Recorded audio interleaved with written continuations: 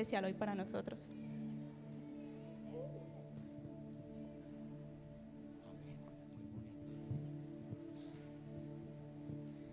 No sé si usted en algún momento ha podido o tenido el privilegio de viajar en avión y usted va a un lugar de destino, pero para llegar a ese lugar de destino el piloto tiene que llevar el avión a 10.000 metros de altura y más. Y hay un momento muchas veces en los vuelos que el piloto tiene que desde la cabina informar a toda la gente que está en los asientos que 10 minutos después van a pasar por un lugar donde hay mucha turbulencia. Y hay unas recomendaciones, y las recomendaciones es que usted no puede ir al baño en ese momento, que usted apague su celular, que lo ponga en modo vibrador. Y una recomendación muy importante es que usted se ponga bien abrochado el cinturón de seguridad. Ahí el piloto le está contando algo que va a suceder 10 minutos después, porque él navega por instrumentos y los instrumentos a él están contando cómo está el estado del tiempo a esa altura y lo que ese pájaro delata va a sentir y va a sacudirse en ese momento. Y cuando usted llega al momento de la turbulencia, pues todos toman decisiones diferentes. Algunos pueden gritar, pueden entrar en pánico, algunos pueden apretar a la pareja que tiene a su lado, otros pueden empuñar las manos, otros pueden cerrar sus ojos, pero todos están pasando por ese momento de turbulencia. Y en ese momento de turbulencia no pueden pararse y tocar un timbre y decir: déjeme aquí, yo aquí me bajo, yo desde aquí me tiro. Ninguno puede hacerlo. Simplemente lo que debe de hacer en ese momento es relajarse y disfrutar la turbulencia y confiar en el piloto. Confiar que va a llegar a su punto de destino.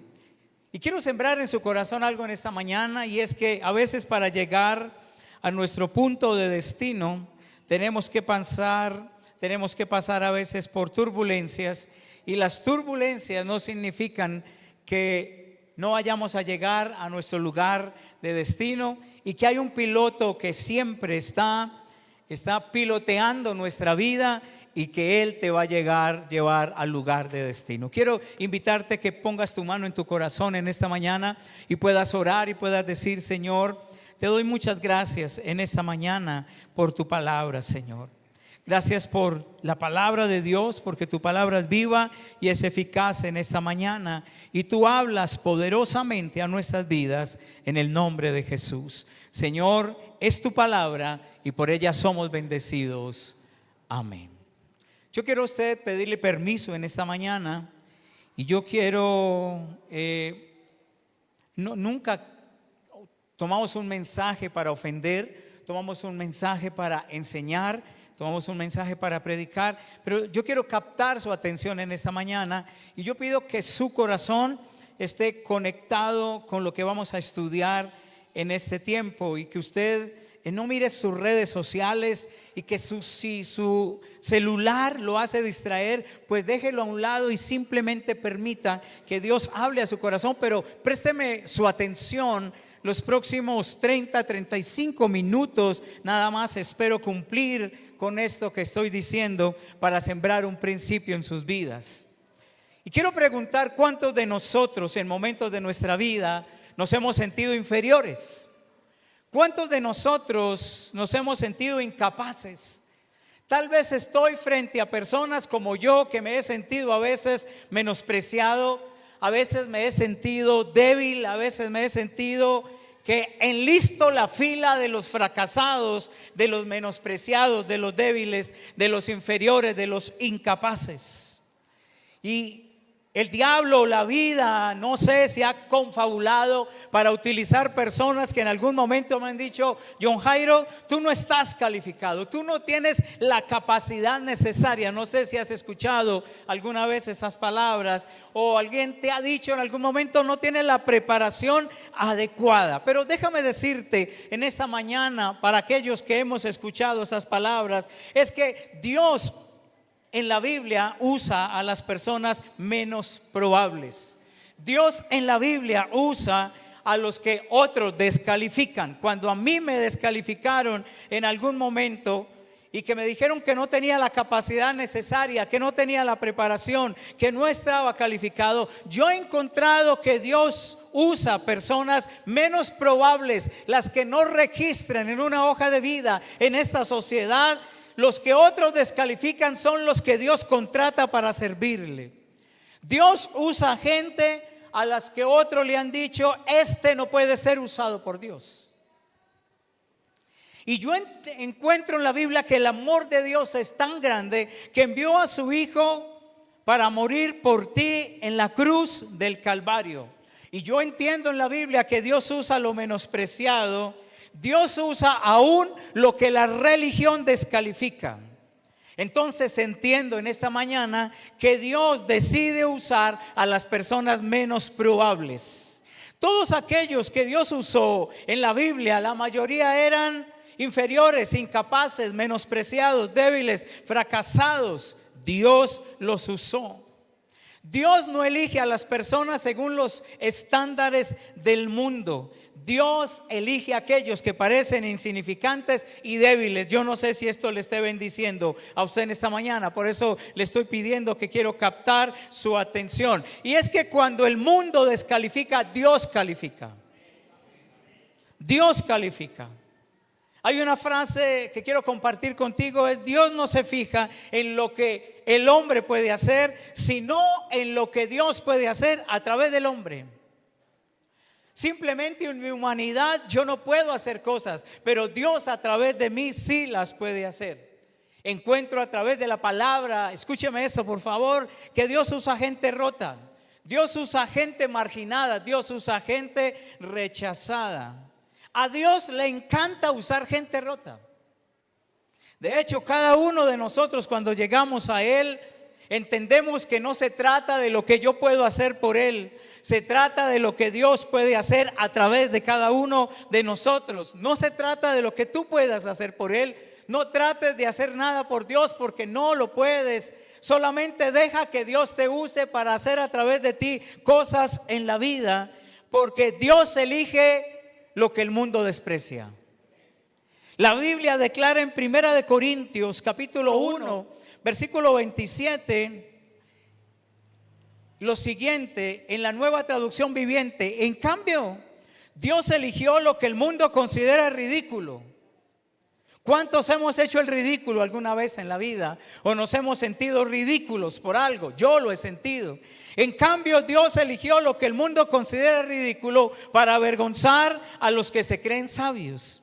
Y escogió cosas que no tienen poder para avergonzar a los poderosos. Aquí habla de un tipo de gente que es ridícula y gente que no es poderosa. La gente que es ridícula y la gente que no es poderosa, Dios elige lo que el mundo desprecia. Y 1 Corintios capítulo 1 versículo 27 en la Nueva Versión Internacional, es el mismo versículo pero en otra versión, dice: pero Dios escogió lo tonto. En la otra versión dice lo ridículo, aquí dice Dios escogió lo tonto. ¿Cuántos tontos hay conmigo en esta mañana? Dios escoge a los tontos para avergonzar a los sabios y escogió a los débiles. ¿Cuántos débiles hay conmigo en esta mañana? Entonces estos versículos nos está diciendo que lo débil se convierte en un instrumento poderoso en las manos de Dios. Yo encuentro en estos versículos y le quiero hablar a este tipo de personas. Dios escoge a los ridículos, a los que no tienen poder, a los tontos, a los débiles, para convertirlos en instrumentos poderosos en las manos de Dios. Así que esta mañana le voy a predicar a los ridículos, a los que no tienen poder, a los tontos y a los débiles, a esa clase. Si tú no estás ahí, esta predicación no es para ti. Esta predicación es para el ridículo, para el que no tiene poder, para el tonto, para aquellos que son débiles en esta mañana. Así que abróchese su cinturón porque vamos a tener un viaje especial. Vamos a ir a muchas millas de altura y vamos a mirar nuestra Biblia, 1 Samuel capítulo 11, y vamos a leer todo el capítulo en esta mañana y lo vamos a estudiar. ¿Cuántos venimos a estudiar la palabra en esta mañana? Así que 1 Samuel capítulo 11 en la Reina Valera dice de la siguiente manera. ¿Para quién es esta predicación? Para los ridículos, para los que no tienen poder, para los tontos y para los débiles. Porque Dios los convierte en instrumentos poderosos en sus manos. Y primero de Samuel capítulo 11 comienza a hablar una historia en la que nos vamos a ahondar, entrar en esta mañana. Y quiero que uses tu imaginación. Usamos la imaginación para pensar tantas tonterías. Vamos a usar nuestra imaginación para irnos a ese momento, a ese lugar. Y vamos a mirar el pasaje, lo vamos a observar y vamos a mirar qué está pasando en ese lugar. Y primero de Samuel 11 dice: después subió Naas amonita y acampó en Jabes de Galaad. Y todos los de Jabes dijeron a Naas: haz alianza con nosotros y te serviremos.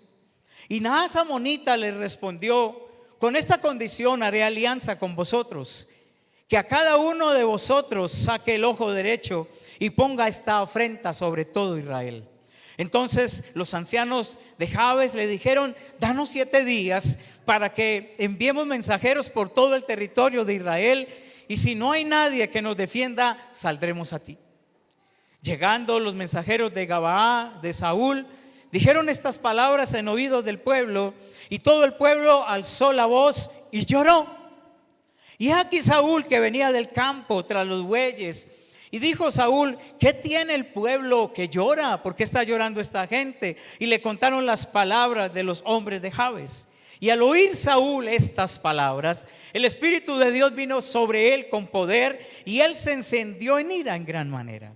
Y tomando un par de bueyes, los cortó en trozos y lo envió por todo el territorio de Israel por medio de mensajeros, diciendo: así se hará con todos los bueyes del que no saliera en pos de Saúl y en pos de Samuel. Y cayó el temor de Jehová sobre el pueblo, y salieron como un solo hombre. Y lo contó en Besec. Y fueron los hijos, y los contó en Besec, y fueron los hijos de Israel 300,000 y 30,000 hombres de Judá. Y respondieron los mensajeros que habían venido: así diréis a los de Jabes de Galaad: mañana al calentar el sol al mediodía seréis librados. Y vinieron los mensajeros y lo anunciaron a los de Jabes, los cuales se alegraron. Y los de Jabes dijeron a los enemigos: mañana saldremos a vosotros para que hagáis con nosotros lo que bien os pareciere. Aconteció que al día siguiente dispuso Saúl al pueblo en 3 compañías, y entraron en medio del campamento a la vigilia de la mañana, e hirieron a los amonitas hasta que el día calentó, mediodía, y los que quedaron fueron dispersos, de tal manera que no quedaron 2 de ellos juntos. Y el pueblo entonces dijo a Samuel: ¿quiénes son los que decían: ha de reinar Saúl sobre nosotros? Danos esos hombres y los mataremos. Y Saúl dijo: no morirá hoy ninguno, porque hoy Dios Jehová ha dado salvación en Israel. Mas Samuel dijo al pueblo: venid, vamos a Gilgal para que renovemos allí el reino. Y fue todo el pueblo a Gilgal, e invistieron allí a Saúl por rey de Jehová en Gilgal, y sacrificaron allí ofrendas de paz delante de Jehová, y se alegraron mucho allí Saúl y todos los de Israel. El pueblo de Israel no tenía rey, tenía jueces. El pueblo de Israel en un momento dice: nosotros queremos ser como las otras naciones, nosotros queremos tener no un juez, nosotros queremos tener un rey. Y comienza el periodo de la monarquía para el pueblo de Israel. Y hay un hombre que es Samuel. Samuel es el sacerdote. Y hablemos de Samuel como el pastor, como un líder lleno de la presencia del Espíritu Santo, que Samuel representaba la presencia de Dios delante del pueblo. Y Samuel, al ver al pueblo de Israel pedir rey, escoge a alguien, y alguien que escoge se llama Saúl. Samuel es el sacerdote y escoge a un hombre que se llama Saúl.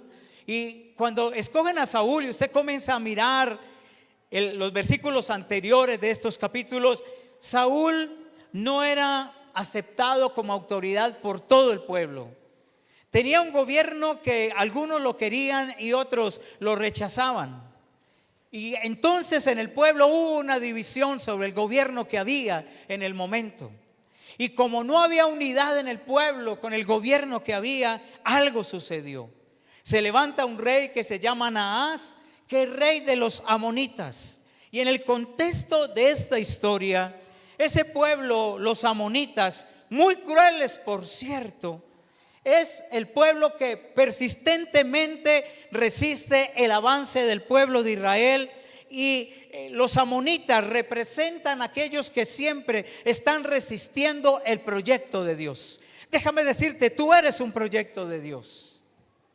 Pero este pueblo llamado amonita, que tiene un rey que se llama Naas, aprovecha la desunión del pueblo de Dios porque no estaban de acuerdo con el rey Saúl que había en el momento. Y entonces Naas, ese rey de los amonitas, es un hombre muy duro. Naas es un hombre muy cruel, es un hombre muy difícil. De hecho, cuando usted comienza a estudiar lo que significa el nombre de Naas, Naas tiene el siguiente significado: el que susurra suavemente. Búsquelo ahora mismo en el diccionario. Naas, significado, y viene de la misma raíz hebrea que significa serpiente o engaño.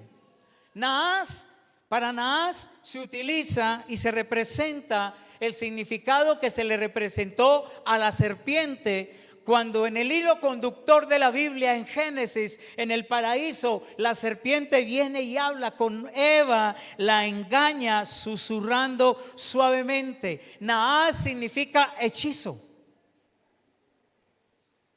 Ahí está susurrando Naas en aquel momento. Y en el versículo 1 dice: después subió Naas amonita y acampó. La palabra acampar contra Jabes en Galaad significa que la ciudad tenía muros alrededor de ella.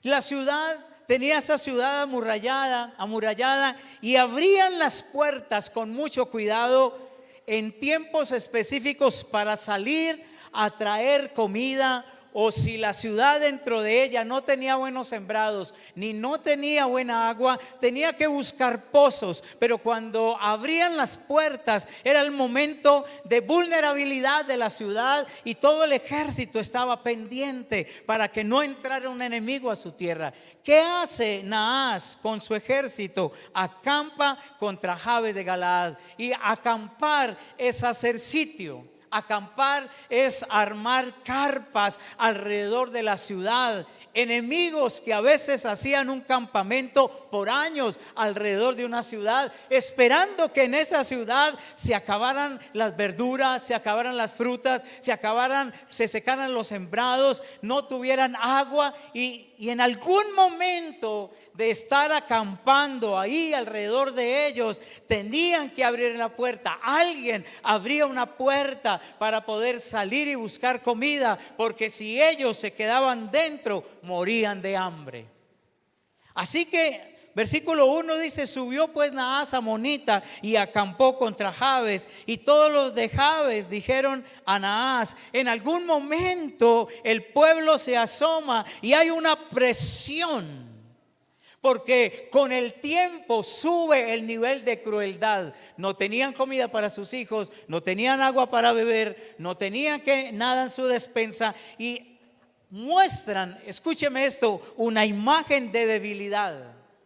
Naas aprovecha la imagen de debilidad que ellos tienen cuando en el versículo 1 dice: después subió Naas amonita y acampó contra Jabes de Galaad, y todos los de Jabes dijeron a Naas: haz alianza con nosotros y te serviremos. Llega el momento en que la presión es tan grande, el nivel de crueldad es tan grande, que ellos dicen: no aguantamos más. No soportamos más, haz alianza con nosotros. Ahí hay una imagen debilitada, y le estoy hablando a cristianos que están viviendo presiones en sus vidas. Presiones porque está sitiada su vida hace meses, hace un semestre, hace semanas, hace años, y tú estás diciendo: no aguanto más. Quiero hacer alianza con el enemigo. Quiero irme de la iglesia, quiero dejar de orar, quiero dejar de leer la palabra, quiero dejar de servir en un ministerio, porque lo que estoy viviendo es muy fuerte y se está debilitando.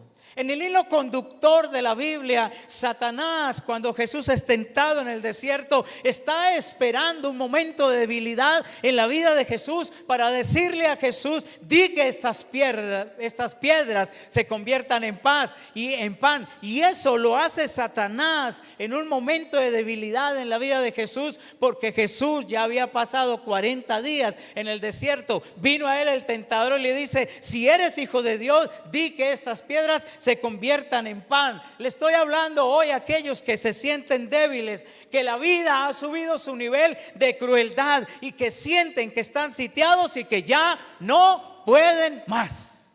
No sé si me estoy haciendo entender hasta ahí. Nos vamos a rendir, nos vamos a entregar, vamos a hacer lo que tú digas. Y estamos hablando de Naas amonita, versículo 2. Y Naas amonita le responde. Era el momento para decir: yo voy a entrar, yo voy a tomar la ciudad, yo voy a saquear la ciudad. Pero mire el nivel de crueldad de Naas amonita: y con esta condición haré alianza con vosotros, que cada uno de vosotros, de todos vosotros, saque el ojo derecho y ponga esta afrenta sobre todo Israel. ¿Puede imaginarse usted esto? No solamente ellos están diciendo: te entregamos los hijos, te entregamos las mujeres, tu ejército puede hacer con ellas lo que quiere, se puede llevar lo poco que tenemos de comida, el agua que tenemos. Pero él dice: no, yo no solo quiero robarlos, yo quiero afrentarlos, yo quiero avergonzarlos, yo quiero sacarles un ojo, el ojo derecho. Una de las cosas que hace este hombre Naas es avergonzarte, es limitarte, es deshonrarte.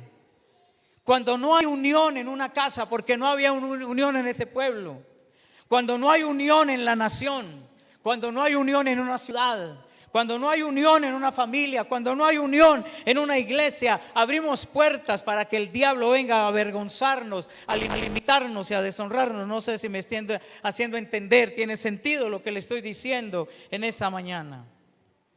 Ahí están ellos en ese momento, y viene Saúl. Saúl había sido ungido como rey y apenas estaba empezando su reinado. De hecho, usted lee el capítulo anterior y cuando van a buscar a Saúl, Saúl está escondido y lo tienen que ir a buscar y sacarlo del bagaje, dice la Biblia, porque Saúl era el rey. Pero Saúl viene siendo ungido como rey, seguía laborando, cuidando los bueyes. Y viene Saúl de cuidar los bueyes, dice la palabra de Dios en el versículo 5. Y Saúl ve que el pueblo no está llorando solo de hambre, no está llorando solo de sed, está llorando porque Naas le va a sacar el ojo derecho a cada uno de ellos. Una de las cosas que hacían los ejércitos enemigos para afrentar y avergonzar a otros era sacarle los ojos. ¿Se acuerdan de Sansón? Que Sansón termina ciego, le sacaron los ojos, lo avergonzaron, lo limitaron, lo deshonraron. Saúl viene del campo en ese momento, y cuando Saúl se entera de la situación, versículo 5, Saúl le dice a la gente: ¿por qué están llorando? Y ve la gente desesperada. Saúl ve gente que está intentando salir de esa situación. Lo que hace Naas es quererle sacarte el ojo derecho para inutilizarte en una guerra en tu vida. Naas representa el que se levanta contra el proyecto divino, y Naas hechiza de tal manera que los estudiosos de este capítulo dicen que el pueblo estuvo a punto uno a los otros de sacarse el ojo derecho. Estaban tan hechizados, estaban tan reducidos, tan intimidados, tan acobardados, que Naas quería quitarle la visión para que ellos fueran divididos. Al sacarle un ojo, no podían tener una visión completa, tenían un solo ojo. Y esto puede hablarle al empresario, puede hablarle usted al líder, usted puede hablarle al jefe cabeza de hogar, donde hay hombres que han dejado que la presión le saque un ojo. Donde hay líderes, donde hay pastores Que hemos dejado que la presión nos saque un ojo y no podamos tener una visión completa. Yo veo un liderazgo hoy que a veces se levanta sin la visión completa, porque la presión se levantó una haz y lo hechizó, lo tiene hechizado, lo tiene seducido y le sacó un ojo y no tiene una visión completa. Me estoy haciendo entender en esta mañana. Tiene sentido lo que estoy diciendo. Gente que sufre una fuerte presión. Yo sé que vives presión para que no te congregues. Tu familia te dice, ¿para qué vas a ese lugar? Yo sé que familia, el diablo ha utilizado para decirte, renuncia a tu llamado. Renuncia. Hay familia que cuando estás viviendo un momento de dificultad en tu hogar y viene presión sobre tu hogar, te está diciendo, renuncia a tu pacto matrimonial.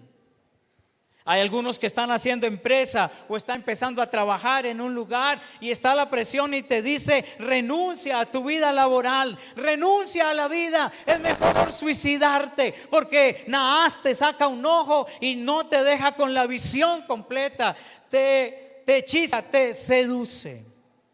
Mira lo que dice la palabra en cuanto a la presión. Eclesiastés capítulo 7 versículo 7. En la Reina Valera dice, ciertamente la opresión hace, ¿lo tiene ahí? Ciertamente la opresión hace entontecer al sabio. He visto gente muy sabia bajo presión haciendo tonterías, renunciando a su llamado. He visto gente en momento de la presión diciéndome, pastor, ya no sirvo más en la iglesia, me voy de la iglesia. ¿Sabe? Vino un Naas y le sacó un ojo y perdió la visión de su vida. He visto gente renunciar a su esposa, a su esposo, ir al divorcio por una presión económica, porque no se pudieron entender, porque en algún momento no se pudieron hablar pacíficamente. Y ciertamente la opresión hace entontecer ¿a qué? Al sabio. Cuando Satanás no puede poseerte, te oprime, te presiona, te pone entre la espada y la pared, pone tu vida a cuadritos, te hace sentir que tu campo de acción es chiquitico, que no puedes ir más allá, y la presión hace entontecer al sabio.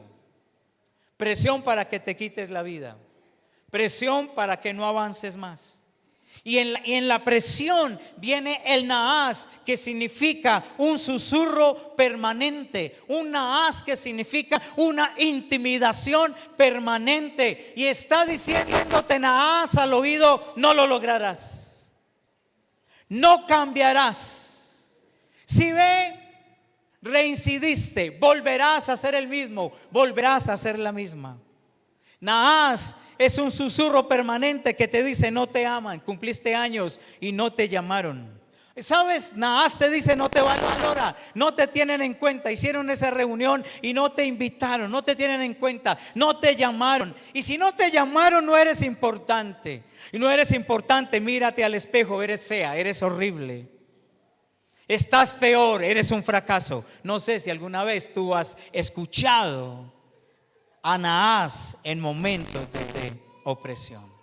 Y estaría entrando yo acá en un combate espiritual. Yo le quiero hablar a aquellos que sienten que su vida se volvió un combate espiritual. Y en el versículo 3 dice que los ancianos de Jabes le dijeron, danos 7 días. Ellos les piden 7 días. Naas les dice, les voy a quitar los ojos. Y ellos dicen, denos 7 días para que enviemos mensajeros por todo el territorio de Israel. Y si no hay quien nos defienda, puede subrayar eso en su Biblia, estudia ese pasaje. Y si no hay quien nos defienda, saldremos a ti. Hay preguntas que hace Saúl cuando llega. ¿Por qué llora la gente? ¿Por qué está llorando la gente? Y él la pregunta, ¿qué te hace llorar? ¿Por qué tantas lágrimas salen de tus ojos y corren por tus mejillas y sientes el sabor salado de tu lágrima en tus labios y en tu lengua? Pero aquí ellos están sacando otra conclusión. Y si no hay quien nos defienda. ¿Sabe por qué la gente llora? Porque la gente siente que no hay quien lo defienda. Le hablo esta mañana a gente que se siente sola, madres cabezas de hogar. Hombres abandonados por su esposa, hijos abandonados por sus padres, que están llorando todo el tiempo y diciendo, como decía el pueblo de Israel en aquel tiempo, los ancianos de Jabes: y si no hay quien nos defienda. ¿Cuántas veces en tu vida te has sentido que no hay quien te defienda? Si tan solo resultara un tío rico que se muera y me deje la herencia. Sí, hemos pensado, si tan solo mi papá me hubiera dejado una herencia. Ellos están diciendo, si no hay quien nos defienda, mire, nos entregamos y nos sacan los ojos. Si este capítulo se queda hasta ahí, ¿qué pasa? Ahí está la vida de muchos. Y si esto fuera una serie, vamos al siguiente capítulo. Y dice, al oír esto, Saúl estas palabras, Saúl es el rey y tiene la oportunidad para demostrar su liderato. Tiene la oportunidad para demostrar su liderazgo, para ganarse la confianza de la gente. Y al oír Saúl estas palabras, mire, hay alguien que cuando otros están diciendo, ustedes no tienen quien los defienda, se necesita un Saúl. Aunque Saúl comete errores en su vida, en este momento, en la vida de Saúl, vamos a hablar bien de él. Y Saúl oye estas palabras. ¿Y qué dice el versículo 6? El Espíritu de Dios vino sobre él con poder. Vuelvo a leer. Y el Espíritu de Dios vino sobre él con poder. Y se encendió en ira en gran manera. Y no mire la ira en gran manera mal vista. Él tiene un celo en su corazón. Y Saúl está diciendo, no puede ser que vamos a perecer, que no haya quien nos defienda, que nos vamos a dejar intimidar, avergonzar, que nos van a sacar los ojos, que vamos a quedar con una visión a medias. Pues alguien en casa se tiene que levantar como Saúl y que el Espíritu de Dios venga sobre su vida. No sé si tú eres ese Saúl en tu casa, donde el diablo... Si vas a aplaudir, hazlo fuerte en esta mañana. Apláudelo fuerte a él en esta mañana. Muchas gracias. Gracias por animarme a seguirle predicando, aunque Juanjo ya pasó. Pero al oír Saúl estas palabras, tiene que venir el Espíritu Santo. Yo quiero ser ese Saúl en casa. Yo quiero encenderme en ira contra el infierno. Yo no quiero ser un pasivo. Yo no quiero ser un perro mudo. Yo no quiero ser un león muerto, como declara la palabra de Dios. Yo quiero que el Espíritu Santo de Dios venga sobre mi vida con poder y me enciendo en ira. Yo no sé si exista una ira santa, pero yo aquí la veo. Porque en la ira del hombre, dice la Biblia, no obra la justicia de Dios. Esposo, varón, te tienes que levantar por tu casa. Te tienes que encender en ira y ser el primero en hacer el devocional, en leer la palabra, en ir a los ayunos, en levantarte a venir a la iglesia. Tienes que levantarse un Saúl por la familia. Y si en casa, esposa, no tienes un Saúl, y si tu esposo es un perro que no ladra, necesitas levantarte tú. Necesitas levantarte como un Saúl y encenderte en gran manera en ira y decir: hasta aquí me ayuda el Señor, nunca han decaído sus misericordias, el diablo no va a poder contra mí. Ese Naas que se levanta a hacerme sentir inferior, a avergonzarme, no va más. Yo me levanto, no en mis propias fuerzas, sino en el nombre de Jesús. Hay varones en casa que no ejercen su liderazgo porque se dejaron sacar un ojo. Y tienes, varón, una visión a medias para tu casa. Tienes una visión a medias en tu liderazgo porque te dejaste intimidar, porque tienes miedo de enfrentar. Pero ¿sabe qué necesitas sobre tu vida, varón? Necesitas al Espíritu Santo de Dios. La Biblia declara que, pero recibiréis poder. Hechos 1:8, cuando venga sobre vosotros el Espíritu Santo. Tengo que aprender a enojarme con lo que está haciéndole daño a mi casa. Me enojo contra la ruina, me enojo contra la deuda, me enojo contra la escasez, me enojo contra el resentimiento. Me levanto a creer que el Espíritu Santo de Dios viene con poder sobre mi vida. Yo pensé que usted se iba a emocionar en esta mañana.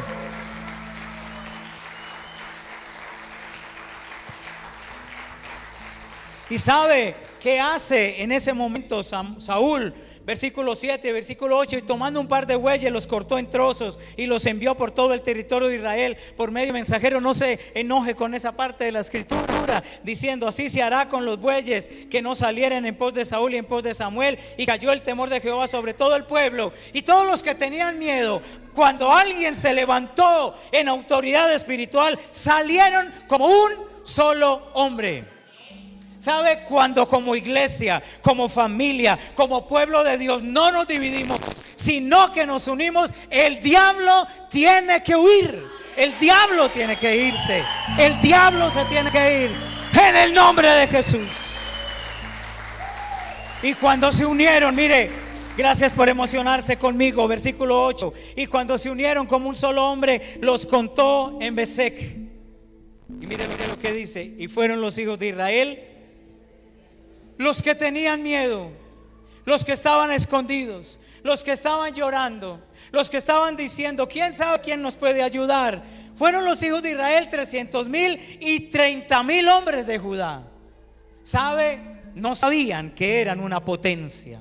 Tú y yo, con el Espíritu Santo de Dios en nuestra vida, somos una potencia. Ellos son una potencia. Ellos son una potencia. Ahora yo encuentro 30,000, yo encuentro 3,000. La falta de unidad, la falta de desacuerdos. Y versículo 13, léalo conmigo, es tan amable. Y Saúl dijo: no morirá hoy ninguno, porque hoy Jehová ha dado salvación a Israel. Lea conmigo el versículo 14. Mas Samuel dijo al pueblo: venid, vamos a Gilgal. Y esta palabra me quebranta, para que renovemos el reino. Empieza una historia llorando, empieza una historia con vergüenza, empieza una historia con intimidación, pero termina diciendo, versículo 13: no morirá hoy ninguno, porque hoy Jehová ha dado salvación. Eso es lo que tú tienes que comenzar a declarar sobre tu casa. Yo declaro: mi esposa no morirá, porque Dios dará salvación. Tú puedes levantarte hoy a declararlo. Esta deuda no me matará, este problema lo puedo enfrentar. Mas Samuel dijo al pueblo: venid, vamos a Gilgal, para que renovemos. ¿Sabe qué necesitamos? Necesitamos renovar el reino. Necesitamos llevar la cultura del reino de Dios a nuestras casas. No la cultura del grito, de los golpes, sino la cultura. ¿Sabe que necesita tu casa? Renovar el reino de Dios. Puedes decir: hoy se renueva el reino de Dios en mi casa. Déjame terminar con esto en esta mañana. Existen los Naás contemporáneos.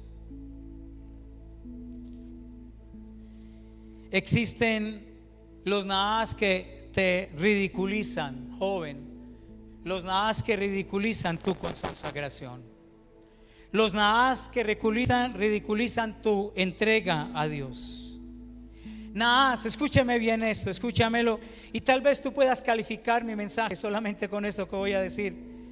Pero vivimos hoy en medio de un sistema anti Dios. Hoy estamos en un sistema anti Dios.